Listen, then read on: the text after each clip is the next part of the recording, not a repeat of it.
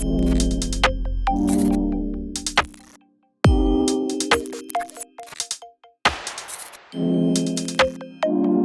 me a little bit about how technology, at the top level, which you've worked with so many C-level executives, who is involved these days in the technology conversation? And as it relates to clients, is that's no longer just a conversation between product people, as you're saying. It's the CTO has to know something about the end client. They can't just sit there and develop fancy technology.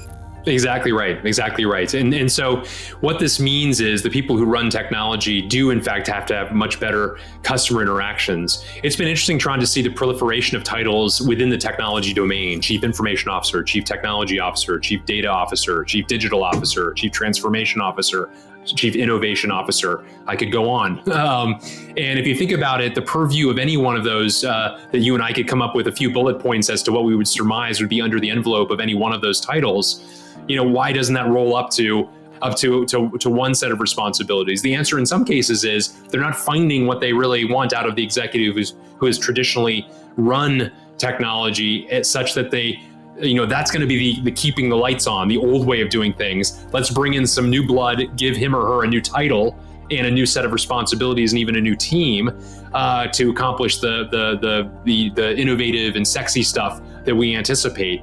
Creating, obviously, at the same time, a Venn diagram with quite a bit of overlap, and the introduction potentially in really negative circumstances of added politics and confusion as these purviews need to be sorted out, because certainly they are not mutually exclusive. And so it's really interesting. I think the best organizations do have it roll up to a single executive who, of course, does keep the lights on, so to say, but also is involved in the development of new products, new services, new technologies, ultimately to enhance customer experiences and in fact to get them to buy new things from the company. But that does require not only having a great sense of the capabilities of the organization, the processes across the organization, and how to use technology to optimize all of that, but to a much greater extent, customer touch points, which have not been the domain of the technology chiefs traditionally. And so the best ones are, in fact, those that are Mr. or Ms. inside and outside to a much greater extent, to have that more comprehensive view and set of lenses as to where value can be created.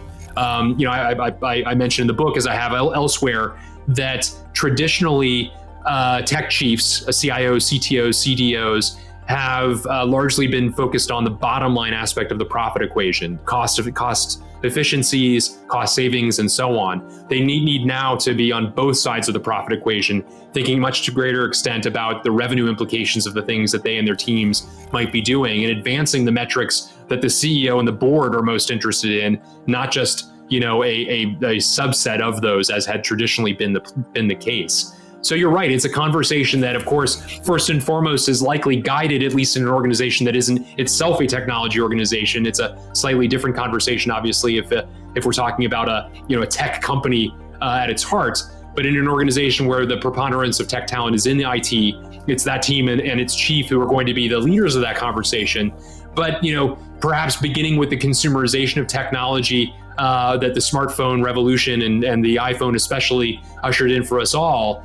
Now all of us are technologists to some degree, even if we don't have computer science or engineering degrees. We appreciate the profound impact that it has to a degree that executives in the past would not have. And as a result, the best technology executives are using that as an invitation to convey the art of the possible and start a series of conversations in ways that they wouldn't have been invited to in the past, quite frankly. And this is pulled all the way up to the board of the organization, Trond, as the best of these executives are themselves populating boards, and hopefully in so doing at those very companies, engaging the technology chiefs themselves in those companies in some different ways, both for reasons of defense from a cybersecurity perspective, perhaps is the most prominent example of that, but also and I'm talking about the board level, also very prominently for offensive reasons as well. How best to use data, for example, to develop a better means of operating the business and develop better conclusions more quickly as to what to bring to market and why, and those sorts of things, among a whole panoply of ways in which data can be used to profoundly impact the enterprise. Speaking about advice, both you and I speak about this need for the corporation, obviously to open up in various ways. And we've talked about it on the client side and being open to your own people. But then you have this notion of ecosystem. An ecosystem can mean many things, but certainly, people have stretched it and companies are stretching it to their client communities and building powerful communities around their product. So this is an extension of what we're talking about. But you speak about a topic that's near to me, which is connecting with VCs and also with startups. So this whole getting input from outside parties that could inform your business, right? And in my book, that's about understanding things about disruption that might prepare you for your next product, might even change your next product, or might give you a guide on where the future is headed, which, none of us know where the future is headed, but we need to be ready. And like you said, we are not going to last necessarily 60 years on NASDAQ anymore. Certainly not if we're not in touch with innovators. Tell me a little bit about how you see the importance of a group, well, either startups or VCs, VCs being kind of an intermediary to the market, and they see things early, they listen in a very different way, I guess, than a traditional board member would do. What I would say is competition today is less company to company and rather ecosystem to ecosystem.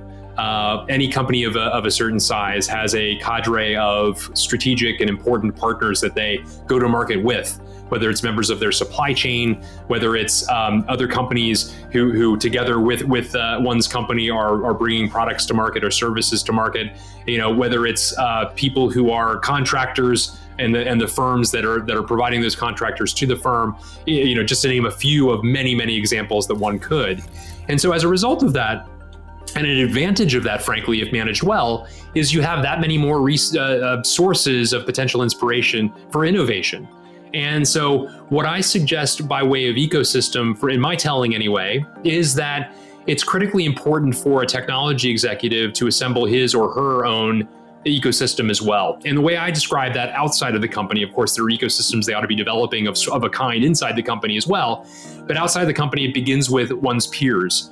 The great thing about technology chiefs, technology and digital leaders, is those roles rhyme to a great degree, even if the companies and industries that they are represented are very different. And as a result of that, having a wonderful group of fellow chiefs, heads of technology and digital, to whom any single one of them can turn, becomes that much more important, because this is a complex job at the end of the day. There are all kinds of issues that are arising in addition to opportunities. Again, getting back to the concept of Nimble and then the need to parse those out and stave off one and seize the other respectively. And so as a result of that, having a great group of A+ fellow peers to whom to turn on a regular basis with issues that you're grappling with, opportunities you're grappling with, curiosities or hypotheses to test, becomes a great way to get to answers more quickly and to have more confidence in the answers you're choosing. The second layer to this is certainly the venture capital community, just as you say, a community that you represent personally, Trond. And for me, the way that I think of it is this is the way to understand where smart money is being spent and why. Where is the future of technology going? Who are the companies that are going to define that future? And what are the potential applications back to my company? And how do I get to know some of those entrepreneurs and maybe frankly have them shape their offering such that it's of the greatest value to me in those cases where that's appropriate? Maybe even invest in some of those very companies along the way as well. Venture capitalists, for example, who have at least a portion of their portfolio dedicated to enterprise technology, well, the people that are buying that enterprise technology are those very same technology and digital chiefs. And so very symbiotic, the relationship between them. So I certainly encourage those that I know best, and now through my book, hopefully a greater number of them, to delve deeply into those relationships and choose wisely, of course, in terms of who to turn to most often with questions related to that. Just to quickly round out the other two aspects of the ecosystem, executive recruiters, who of course are sources of potential opportunity for your next job. But I would also say if you again curate those relationships well, sources of inspiration as to where technology is going. What are some of the org changes that are happening? What are the skills that are rising? What are the reasons why technologists, my peers, are failing? Since of course, oftentimes they're brought in after the failure of a leader and that leader's replacement. And so those, among many other instances, are the kinds of insights one can more readily grapple with and grasp and take action upon as a result of the advice of some key leaders and advisors in the executive recruiting space. And then the last one, which I alluded to earlier, Trond, is our strategic partners in the technology landscape.